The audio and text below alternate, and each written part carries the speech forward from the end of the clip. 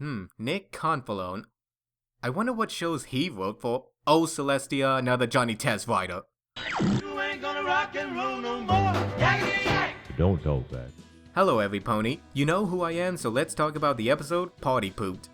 So Equestria is getting some new visitors from Yakistan, and if you haven't noticed, they're yaks, or as I like to call them, a shag carpet that became sentient.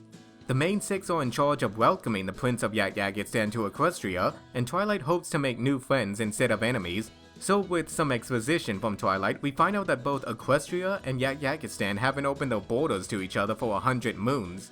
Okay, seriously, why do they keep using that measurement of time? So the yaks arrive and we find out that they are very picky and start destroying the place. I swear I've met welcome mats with more manners than these guys. So from this point on, the episode focuses on finding out what the yaks like and making it feel like their home. They try to get comfy at Applejack's barn but destroy the beds made for them.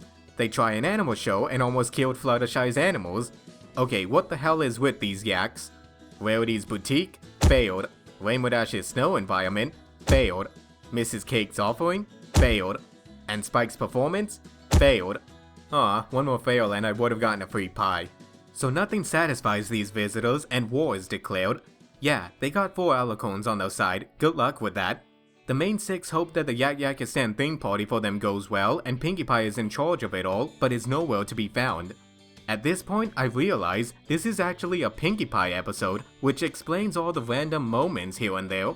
So it turns out Pinkie Pie went off on a quest to the Yak village to bring something authentic back in order for the prince to feel more at home. And even though we did get to see Cherry Jubilee, Princess Cadance, and whatever the hell that was, and a glimpse of Yakistan, I have to admit that I was kind of disappointed at this whole scene. I mean, why build it up to only have Pinkie Pie take a one-horse open sleigh back to Ponyville? Granted, it was funny to see, but not worth a bump back to start. And while that was going on, we find out that Pinkie Pie actually has a secret party planning room with files of what every pony likes at parties, as well as what ponies don't like. For Twilight, it's quesadillas. No, I'm not. They're just so cheesy. Seriously, Twilight, you need to talk to someone. I'd recommend Dr. Wolf. So Pinkie Pie figured out that instead of trying to make Equestria feel like the Yak's home, they should make them feel at home in the pony way.